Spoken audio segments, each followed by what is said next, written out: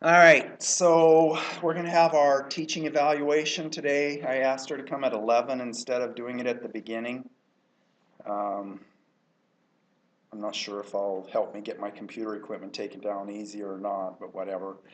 So let's talk about projects and Saturday, Sunday. Does anybody want to have like a meeting in 301 of TBE on either day? Yes.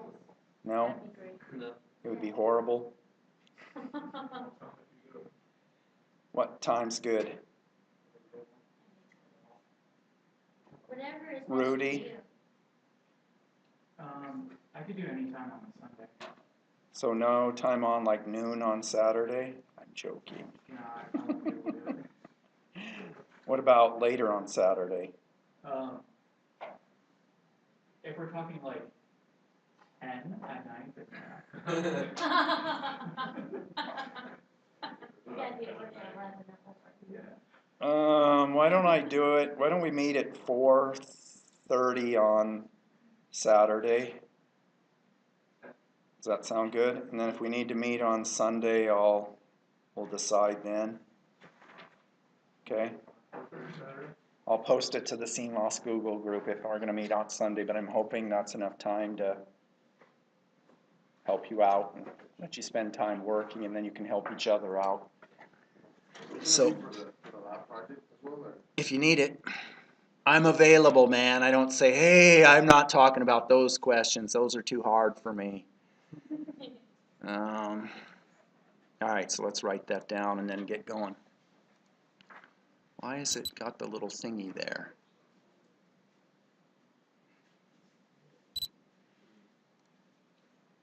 Okay, whatever. Okay, so we'll meet. I gotta make sure I put it on my calendar.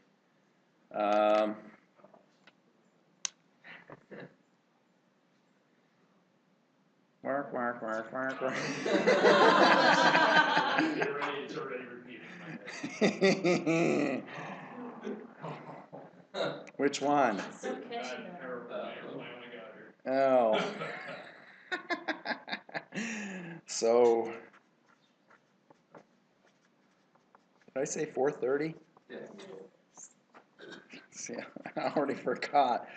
4:30 p.m., not a.m. TBE ee420.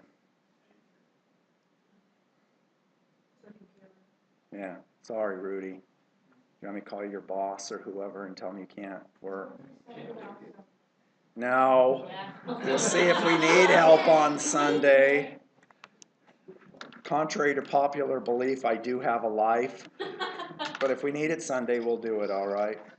I just want to make sure when I get the reports, I don't feel like my life has been wasted. I want to see, oh, they got something out of this class. All right, and then I'll decide.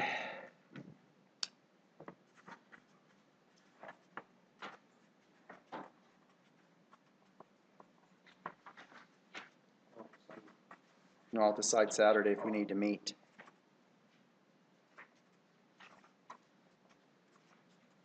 And if I find out that if I sense not enough effort on your part, then we won't be meeting because I don't want to waste my time holding your hand while you're doing things. I want to help you, not do it for you.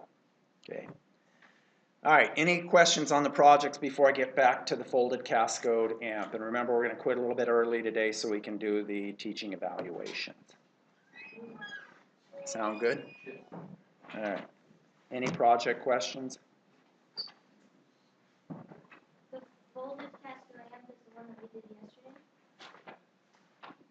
Tuesday, yeah. Or, yeah, that's Yep. So let's go ahead and get going on that. For the final, actually, I have a question. Yep. In its final form with our simulations, are you looking for us to just have an op amp, or we can have the op amp with the connected exterior to the? Well, I'd like you to just have a op-amp symbol. I think I even said that in the setup. So you have an op-amp symbol that looks like this, and then you have a connection to ground, or you could put that inside, I don't care. Then a power connection that you connect to your power supply. Then a, depending on how you draw your symbol, this. And then everything inside is transistors. And then I can see externally how you've connected things. I don't have schematics where I've got lots of transistors and capacitor, resistor, everything. I want to see a symbol. So our loads will be inside. Your what? Our loads, the loads we've got to. No. That's gonna be. That's not part of your design. Okay. And then you'll have to put it like in the follower. Right. You might want to show, hey, it also works for these configurations. Question? If we do the output or the input of ground, like you have there, and treat it as an input, then can we still use the actual ground symbol inside of our schematics? Like inside the symbol, or do we have to use like the? I think I just move this inside and not mess with the ground. Okay. Yeah. So you just have 4 terminals: power, the inverting, non-inverting, and output. Looking good? All right, so let's go talk about the folded cascode. What I'd like to get to today is I want to hit this schematic and go over it one more time. I want to hit this schematic with the output buffer, and what do we call this output buffer besides class AB? Push-pull. Push-pull. And then finally, hopefully, I'll be able to get to this topology, which has an input common mode range, which actually extends beyond the power supply rails, and the output can still swing VDD minus VSD sat to VDS sat. So this one rocks. Hint, hint, hint. All right. Let's go over the folded cascode OTA. And what's an OTA again?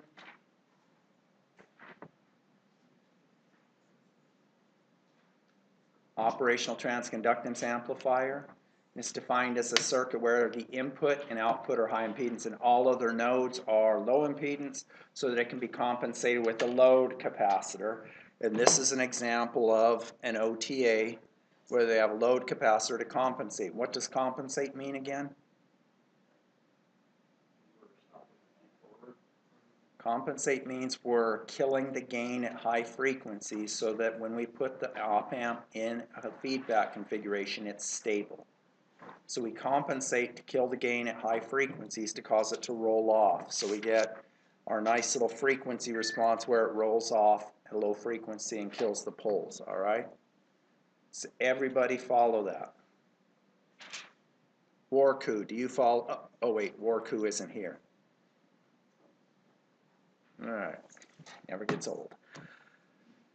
Okay, at least for me. All right, so let's talk about that. Let's just do the basic cascode, and I'm going to put a transistor up here.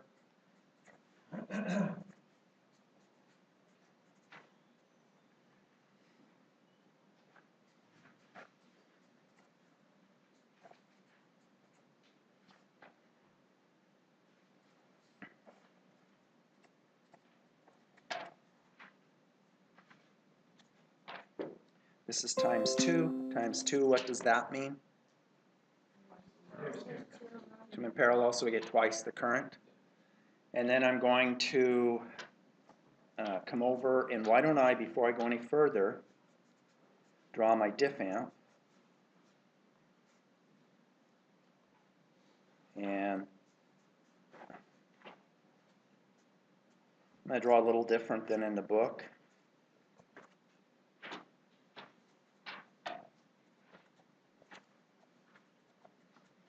Then I come over here. Let's talk about the DC to begin with. What is the DC voltage here and here?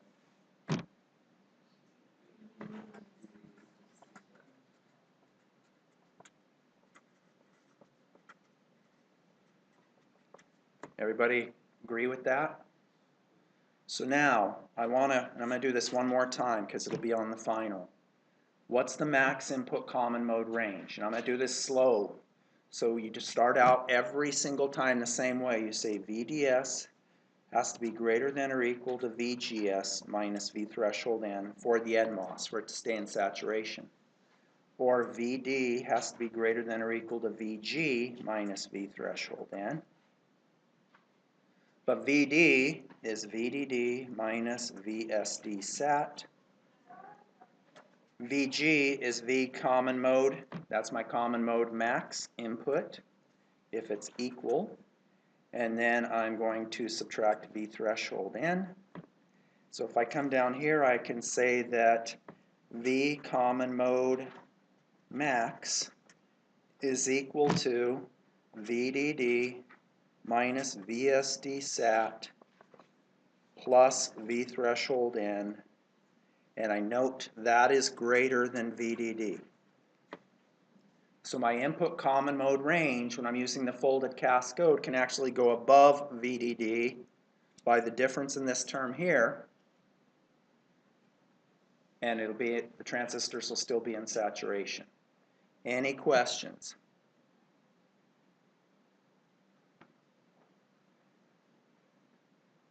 So it's not going to limit, when I put the PMOS in, it's not going to limit, my output swing won't be limited in the follower configuration by the diff amps.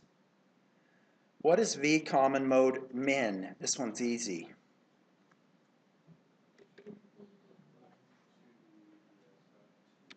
Yep, VGS plus 2VDS sat. This is why, if I want to get 80% of the supply, I need the PMOS in parallel, which we'll talk about in a moment. What is this voltage here?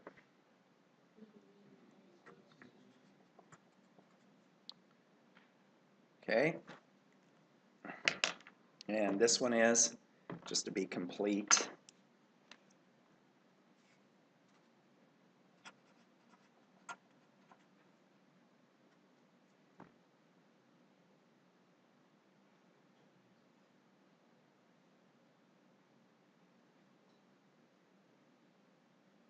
let's see, I got a plus minus VSD sat, a plus minus VSG, so it's VDD minus VSD sat minus VSG. And that's equal to V bias 2. Any questions? Just repeating the same stuff over and over again. Then I have the following.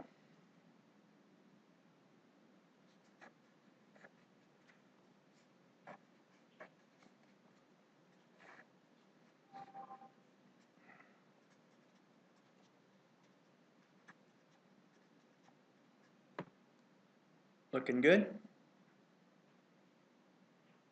So if I have some current flowing through here, let's call it 2I bias. What's the current flowing through there and there?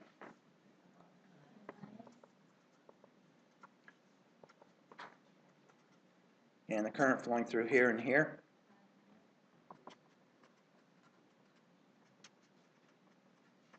So let's see, flowing through here I've got an I bias plus an I bias, so the current flowing through here and here.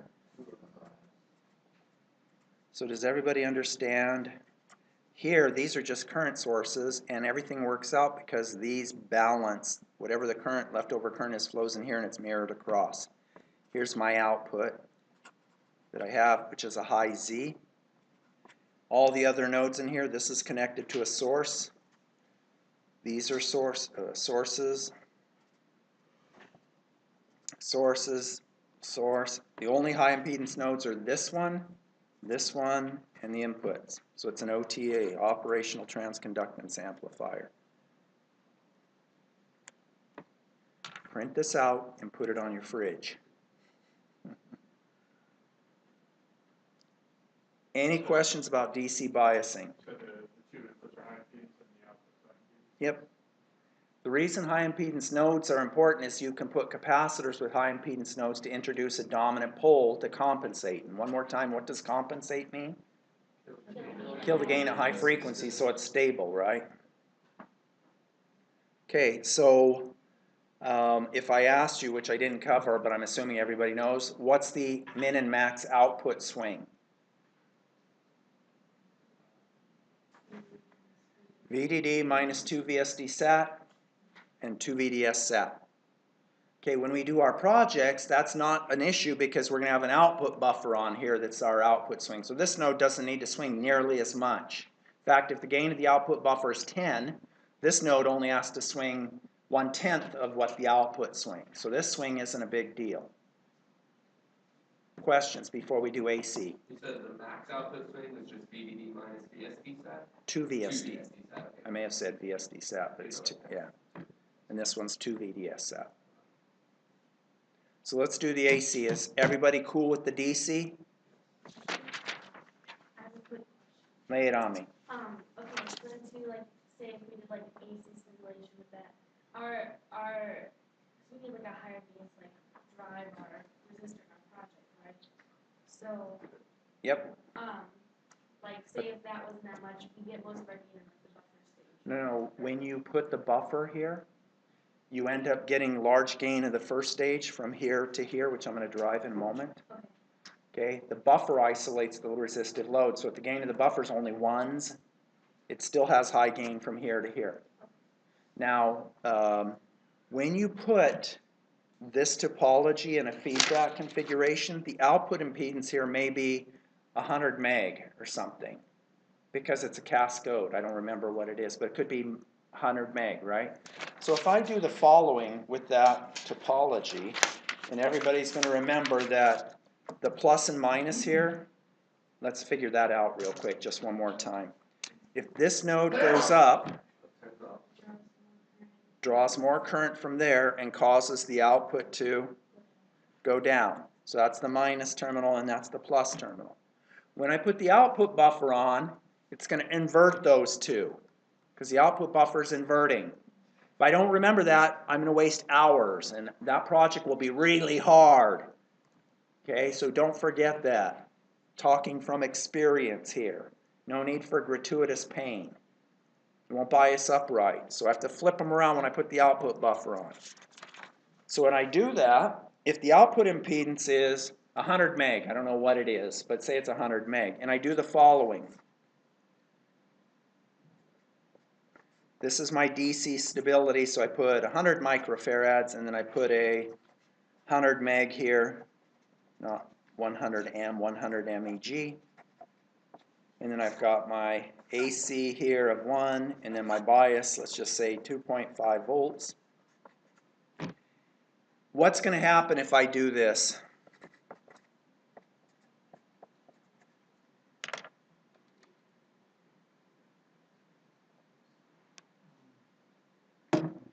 What's the AC voltage here? That's the whole point of this big RC circuit, is so that doesn't wiggle.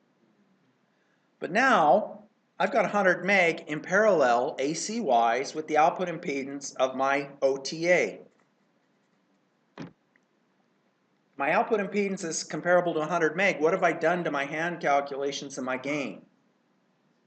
I'm reducing it. If I put 10 meg here, it's going to reduce the gain even further because it's comparable to the output impedance of my OTA. Does everybody follow that? So you want to make sure this is much, much greater than R out cascode N in parallel with R out cascode P. And you're going to want to verify everything biases up DC-wise. This should go to 2.5, this should go to nearly 2.5, and this should go to nearly 2.5. If you make this too big, as we see in the nanometer process, you get a little leakage current that can drop a voltage and mess up your biasing. So you don't want to look at anything until you verify everything's biased up the way you think it should be. Does everybody follow that? Any questions? Has the project been good? No? The pain is high? Be better if I didn't have to work. I can spend more time on it.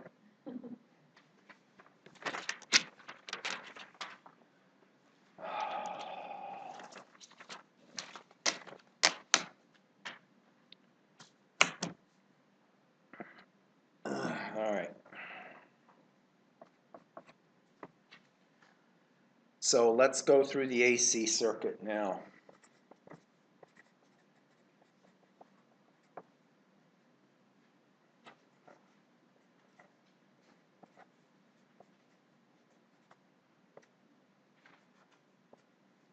So when I was going to school here, I was in the Marines and the Reserves, and we would have, once a month, we would have our drills, and it's the Marines, so everything has to be tough, right? So we would show up Friday afternoon, and we'd leave like Sunday, like at midnight or something like that. And you would be exhausted because they would starve you, or you would not get any sleep, or you'd freeze the whole time. I remember so many times I'd have like a test Monday morning, and I had no time to study, right? And you have to study for your test, or so you'd get done and you'd be like literally passing out tired, and then you'd have to like set your alarm for like 2 hours later to get up and study for the test beforehand. And I used to think to myself, I'm going to make sure that when I have kids, they know to study, get this over with, and get done with school early, because the longer you wait, the harder it gets. So, yeah, they got that beaten into them their whole lives. Get it over with. You think it's hard now? You ain't seen nothing yet. And I was happy because I only had that once a month. I can't imagine doing it, because I already did that through high school. Where you would work 40 hours a week, and I'm like, I can't do that anymore. So anyway, then I thought, oh, I did well on the Armed Service Vocational Aptitude Battery, and I went down to the recruiters, and the Marines offered me E2, which was private first class right out of boot camp, and it was $20 more a month. And I was like, yay! It was like, instead of 100, it would be a 120, right? And so, well, when you're poor, $20 is $20. That'll buy a couple of tanks of gas back then, so it was a big deal. And then after I got there, I'm like, what the hell did I do? One of my I may have told you this, one of my drill instructors was an Iranian hostage, and we were his first platoon after being a captive for however many days they were captive, 400 or whatever it was. And man, that guy was hardcore, I'm telling you. Anyway, all right, we ready to go through this? All right.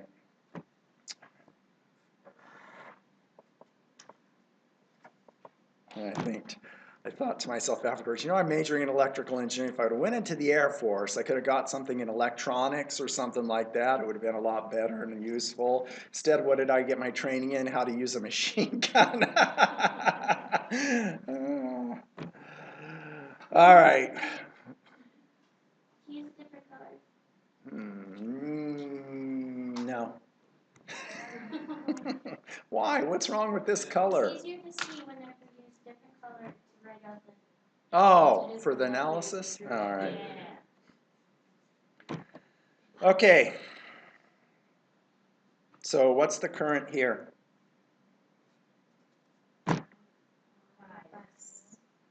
What? No, AC. Oh.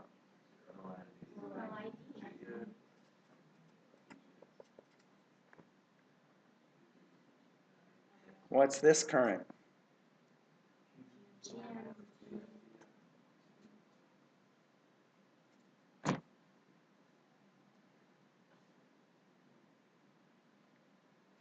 All right. So this current, when it looks in here, what does it see? R out P, right?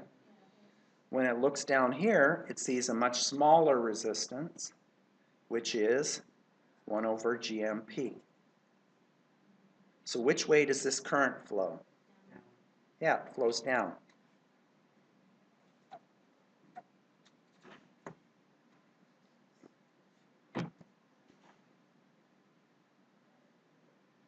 What about this one? This current, now I'm going to draw it this way, then we're going to discuss. Again, it does the same thing. It goes like this, right? And goes out like this. But this is a current mirror. So that current, let me make sure I got this right. So this current gets pulled out. Whoops, I got it backwards. It gets stolen from here, which causes this current to go down. So it causes this current to go like this, which is mirrored over to here.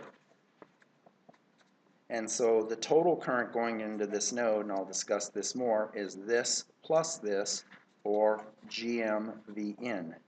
And so V out equals GM V in times R out cascode in parallel with R out cascode P. And so we have the gain. So let me discuss this a little bit more detail. This one makes sense, right? I pull the current, pushes the current in there, causes this node, when this goes up, to go down, and then the current through here increases. Now this guy right here, well, let me ask this. What am I assuming about the current through here? That it doesn't vary, right, for AC. So these are removed from my mind. Okay, so if I pull a current out of this node, how does the current change in this device?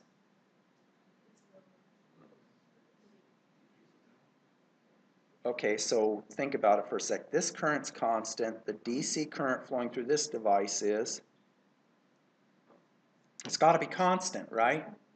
The water flows through here, it goes down through here, so the current through here is constant. So if I steal current this way, this guy's current has to also supply the current down here. In other words, this VSG goes up. Everybody follow that? So I'm supplying current here plus the constant current flowing down through there. So wait, in order for this to supply this extra current AC plus this current, what happens to the VSG here? If it goes up, what does it do to the current over here? Makes it goes up, so we get more current flowing down through there. So we have the contribution from this flowing in and this, whoops, I got it drawn backwards. This one flowing in and this one flowing in into that node, which gives me 2 GMVI over 2, or just GMVI over 2. And the AC gain is V out times R out cascode in parallel. V out over V in is R out cascode in parallel. R out cascode in parallel with R out cascode P times GM. Okay, so one more time, let me summarize. I hope at this point you can derive the currents flowing in here, but you know what? I'm going to assume you can't, and I'm going to do it one more time. Even though we've had quizzes, we've had homework, we've gone over it in class. So I'm going to write this as I do every time, VGS1, VGS2. And I'm going to write V in equals VGS1 minus VGS2. So I've got minus plus, and then going in here I got plus minus, and then going over here I got minus plus. Does everybody know how to do this KVL? Okay. So then I can write these as ID1 over GM, and I could say 1 or just GMN, whatever. And this is ID2 over GM, whatever, GM. And then I know that how much current flows through here? Nothing, no AC current. So then I could write these as V in equals 2 over GM times ID1. Or the other way, or I could write ID1 equals GM over 2 times V in, just like I drew. Or ID2 equals minus, hence why we drew it going this way. Now, how many times have I gone over this? And I'm assuming that when I give you this on the final exam, you're going to say, yeah. Right? All right, I am too. Yay! Okay, any questions on AC or DC of this circuit? I didn't really get why the VSG goes up that. Sure, let's do it one more time. Okay, this current and this current don't change. They're a current source. Okay, this current won't change either because that current's flowing through here. However, when this node goes up, it turns this transistor on, right? That steals current from this terminal. So I've got the normal current that's flowing down here plus this current here. Okay? So now, if this remained the same, and nothing changed, then what would happen is this would have to decrease, and it can't. So in order for it to be able to source the current, this node will drop down a little. When it drops down a little, that causes the VSG to go up. That's mirrored over here and causes the current in here to increase.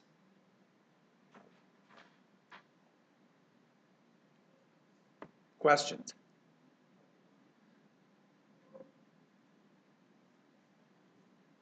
Okay, so now let's go put the output buffer in. And I'm going to focus on just the output buffer in this part of the circuit right here. So I'm not going to draw the diff amp. Yes. So yesterday, whenever you did it, you had Tuesday. Yeah, that's what I meant. So you had the PMOS diff amp also that you connected in there. Yep. So where does that connect, like with this one? If you look, here, why don't I draw that schematic? I'm going to draw this, and I'm going to draw the PMOS as well. Or what? Why don't I just point it to you? It's in chapter 22, but let's look at it here. If I look at this schematic, this is the same thing, but without, get rid of these 6 transistors in the middle. There's my NMOS diff amp I just discussed. There's my PMOS diff amp I'm going to add right here. There's my times 2 devices. I didn't have that here, so I'd have to add 2 devices. My PMOS flows down into those transistors, and then I have a folded cascode as I've drawn here. Now, if I do it without the output buffer, I have an issue because these 2 nodes would be diode connected, right? So I'm going to do this. I can still get it to work if you look in chapter 22, but I'm going to do this with the output buffer.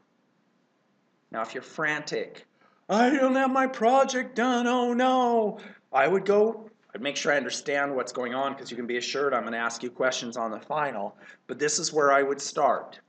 I mean, assuming you've selected your bias current, you've selected your device sizes, you've got your BMR designed, you should have had that done weeks ago. This is the topology I would go through, and I'd put it in and make sure everything biases up correctly. Notice this device here and this device here are 10 times wider than the other devices, so they can supply buku current. You'll be able to meet your spec and blow it away with this topology. Any questions? Okay, so I got some questions just to make sure you understand. We'll see how the quality of the instruction is. For DC biasing, what is this voltage here? Assuming this is, for DC biasing, what is the DC voltage here? VDS sat.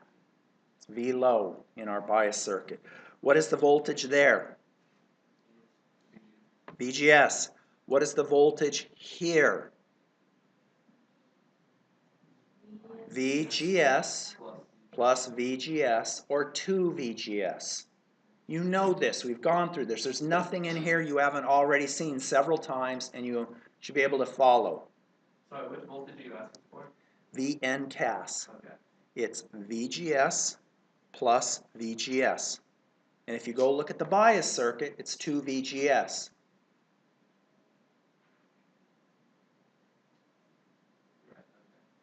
Because it's connected to the gate of that NMOS right there. Yep. Okay. And that's the whole point. These 2 devices are half the size. Since we're using L is minimum here, that means my NMOS is 25 by 1 and my PMOS is 50 by 1, because the bias current splits through each of those devices. What's the maximum output swing? Yeah, VDD minus VSD sat down to VDS sat. What is the input common mode range? Beyond VDD, below ground. In your follower, what's going to limit your operation range when your op-amp used as a follower? Output swing, not the diff amp, because I've got this so that when one of these shuts off, the other turns on, and in the middle they're both on.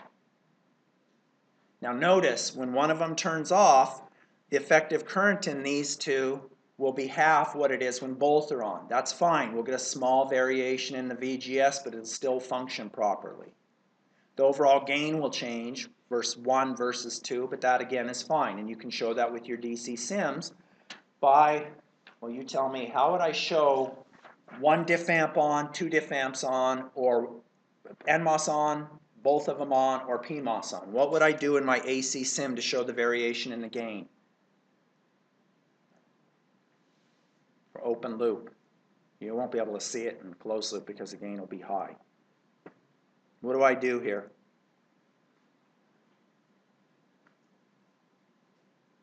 If I want just the PMOS on, I would set this to 0.5. If I want both of them on, I'd set it to VDD over 2, say 2.5 if VDD is 5. And if I wanted the NMOS on only, I'd set it to 4.5.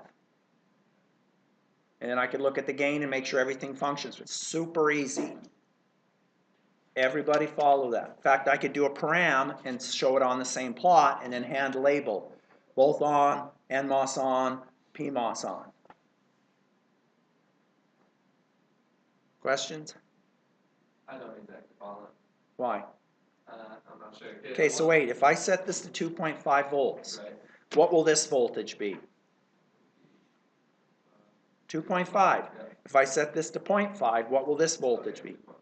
0.5. If I set this to 4.5, what will this voltage be? Okay, if I set this input to 0.5 volts, assuming we're using the C5 process, what's going to happen to these two NMOS? They're at 0.5 volts. They're going to be off. Only the PMOS will be on. If I set these to 2.5, they'll both be on. If I set it to 4.5, what happens to the PMOS? Shuts off.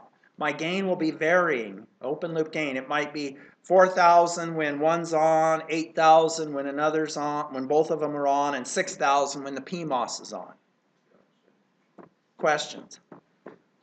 Could you explain VM and VP? You said they go above VDD? Or... Yeah, that's the first thing we talked about today. This thing. What's the input common mode range here? Goes greater than VDD. Okay, gotcha.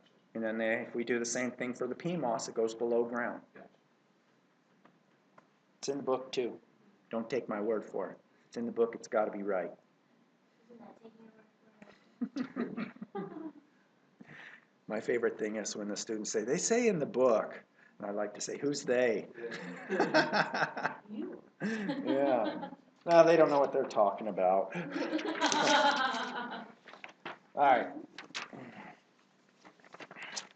Let's talk about the output buffer. Before I do any other questions, I don't want to proceed if you're like, I don't know what the hell he's saying here. Because, I mean, I keep going over things over and over again, but that's the way it is when you learn. You can't get everything the first time. Right? It has to be repetition. I think I understand that we just went over, but I get confused with all of the craziness before the output buffer, because you have like. You mean the folded cascode stuff? So everything you've drawn so far, I completely follow. But like after that. I'm going to go through that right now. Yeah, like right. Yeah, I'm going to go through that right now. Okay? Have faith. All right. I don't want you to say I'm the lazy professor that only goes over things once and expects you to get them.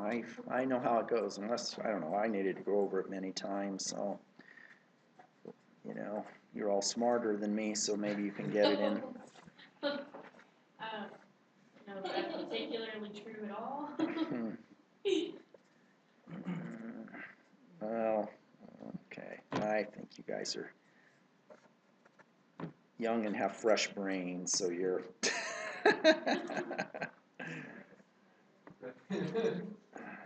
See, you should have got that school with over, years ago. It's also harder to tolerate things when you're older. Nonsense, because you tend to, yeah.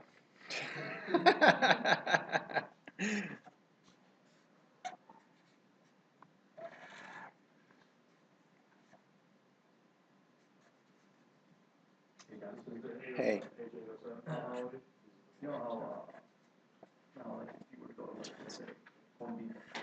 Has to go to Home Depot? Sorry. Yeah. So you go, let's say you go down the electrical aisle. Yep. You see all the different, all the different components that you can do, let's say you're gonna wire up a house or something. You know immediately what I think when I go there and I see all the different components? I bet you they don't have what I want. Right. But You look at the you know what I wall. mean, like you have speaker wire, you have coax, you have whatever. Yep. So each one pertains to a different type of, whether it's low voltage or high voltage, you know, depending on the gauge as well. Yep. So, pertaining to this, right, would it be too much to ask, like, let's say you have, like, the output buffer, and, you know, like, the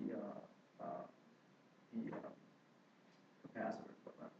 So, let's say that we put these items on the shelf, so you're walking by and, like, you look, is there any way that you can, like, I know some of them are gonna be things that we've covered already, but if you were to look at them and then say, all right, this does this to the circuit, this will do this to that circuit, this the differential amp, the diff amp will do this. So therefore, you can use your own imagination on how you can put things together. I know it might be a little too late already, but I'm saying, like, is there any way that you'd be able to maybe do that this weekend, just to? I thought I've already did. No, but that's not what I mean. But you're putting them up there, but you're putting them up there like separately. What if you were to put them up in pieces? Well, okay, so let's pause on that for a sec. Let's say we have an output. Let's focus on the output buffer. Well, let's focus on the diff amp. If I use an NMOS diff amp, what's the disadvantage? It can't go very low in input common mode range, right? Shuts off. If I use a PMOS, it can't go very high.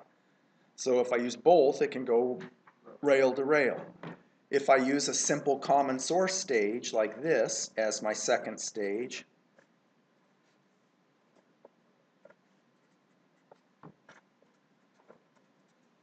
what's the problem? Or what is the benefits? Simple, easy to use, but what's the drawback? Lower gain, can't drive resistive loads. The frequency response could be still high with this if I'm driving a capacitive load, as long as it's in a feedback configuration, because then I can extend the gain. But when I compare that to a cascode structure like this,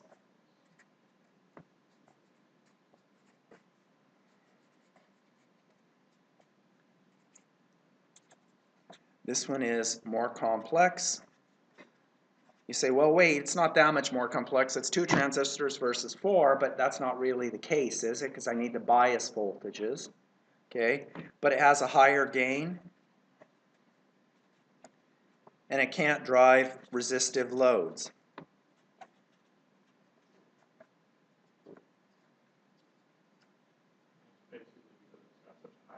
Yeah, it has a high output impedance. So then you say, okay, well, what if I use a source follower?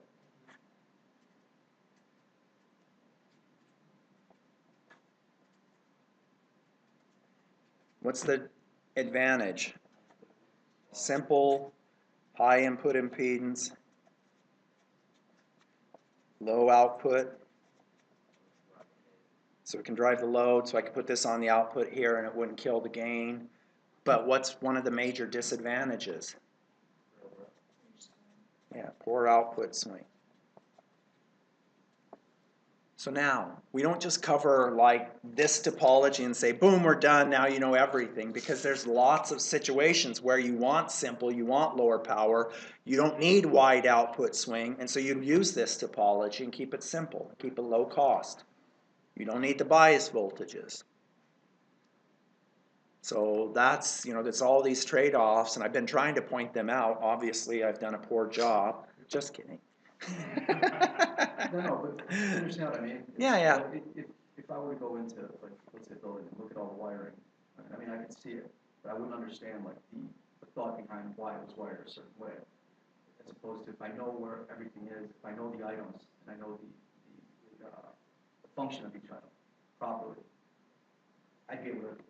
But you know, you understood this, right? That, yes, but You see what I'm saying? Like, Yeah, but isn't this, I mean, when you're looking at the components, this tells you there's the output buffer, there's the gain stages, I can use this, or I can use class A, B, push-pull, or whatever.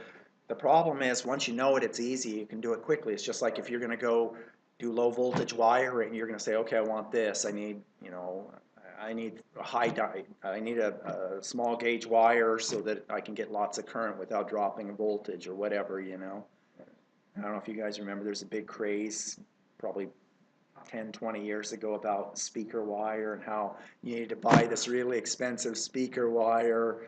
Anyway, yeah, it's like Cat 5 to Cat 6, and that's just. yeah, I mean, yeah, right, exactly, same thing. What's that? Reasons that the push-pull is so useful is that it has such a wide swing. Yeah, it has such a wide swing, but also when one turns on, the other shuts off, right?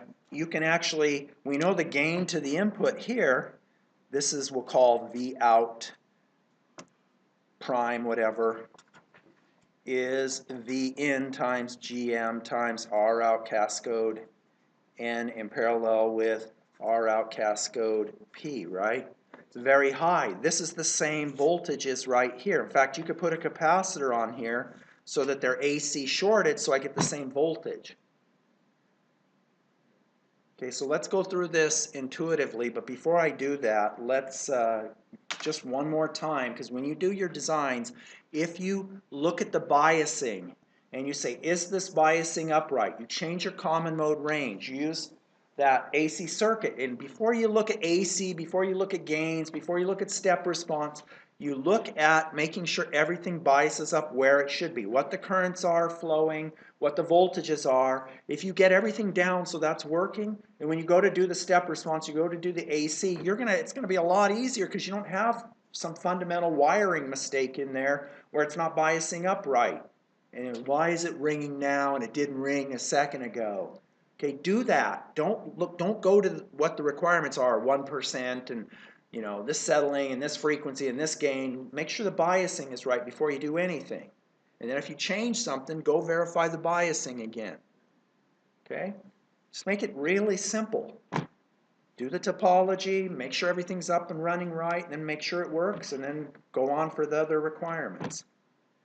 Okay, so let's go through here, and let's write the voltages one more time. What is this voltage? Well, it's just VSG, right? What is this voltage now? And then what is this voltage? And what is this voltage?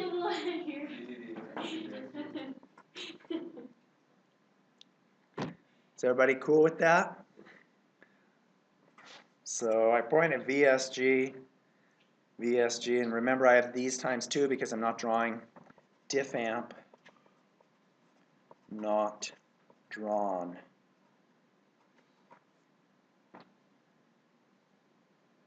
Everybody cool?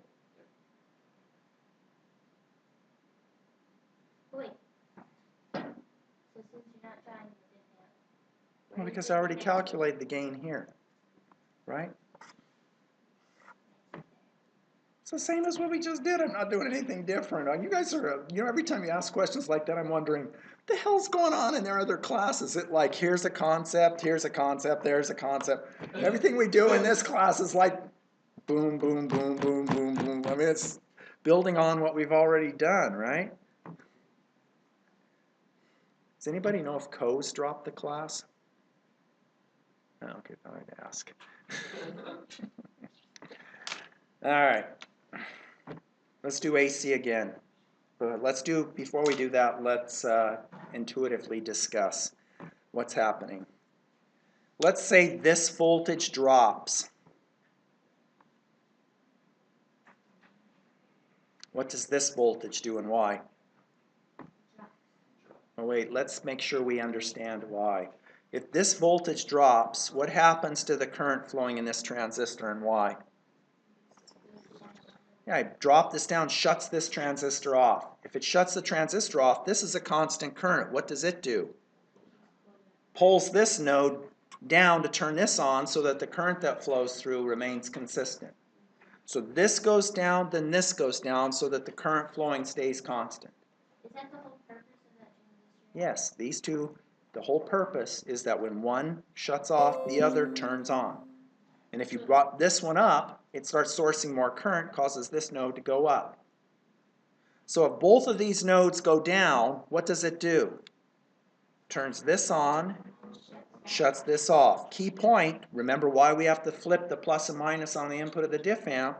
This goes down, now this goes up, and now my plus and minus terminals are inverted. Okay? Now, let's do this one. This goes up, turns this on, shuts this off, so this has to go up. This one turns off, this one turns on, this goes down, right? So now, I'm going to call this AC voltage V out prime, and I'm going to call this AC voltage V out prime, and I'm going to derive the gain.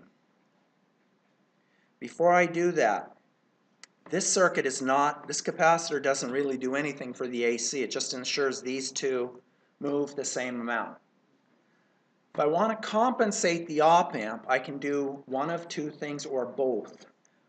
The way I do it in the book is I feed the compensation current capacitor back here, but I could also feed it up here, or I could split the compensation capacitor and do both, which would be good because for large signals something may shut off.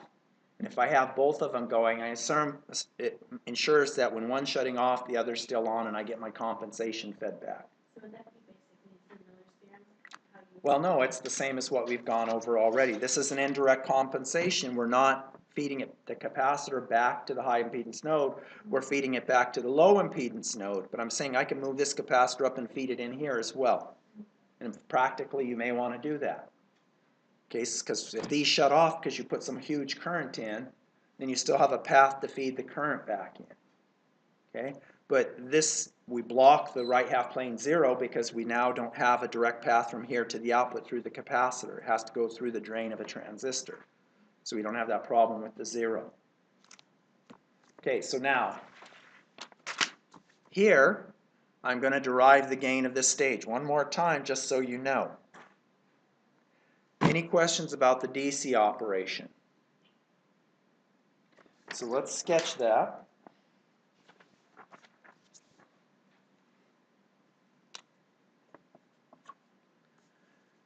And let's write the circuit as V out prime, V out prime. I'm going to draw the impedance of this R out N in parallel with R out P, V out.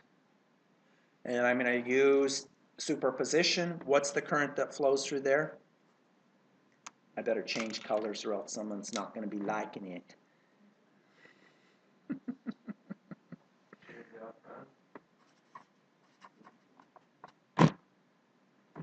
Looking good. What's this current? It's GMP times VSG. But wait a sec, this is VSG.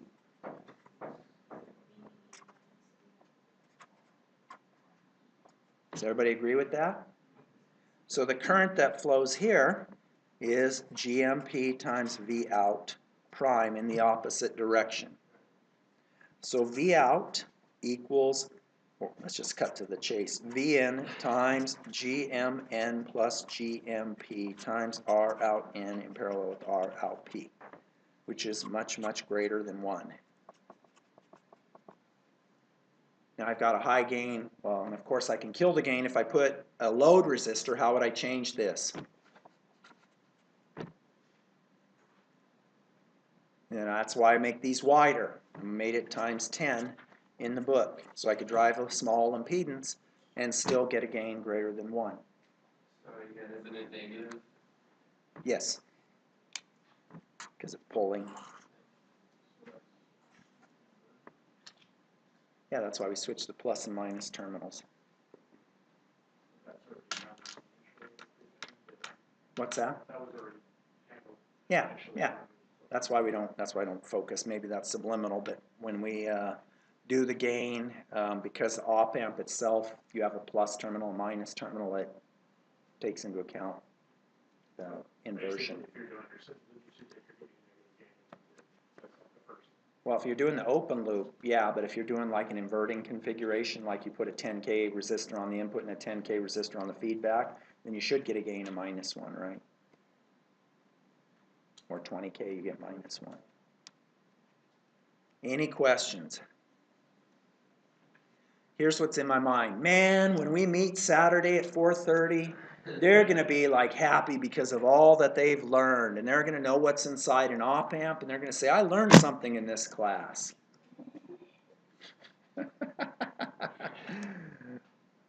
Well, I don't know what the hell's going on. I hope nobody feels that way, but if you do, what can I say? Any questions before we quit? Because we got to do the teaching evaluation. She'll be here any minute, and I don't want to have my video equipment. I don't want to be in here while you're doing your evals and say, why are you saying that negative thing? Your, basically your bi-10 was just a bit, just multiplying out to make sure you drive out of it. Yeah, so if you increase the width, it reduces the output resistance, burns more current, increases the GM, and makes it so this term relative to this is still going to give you a gain greater than 1. Right?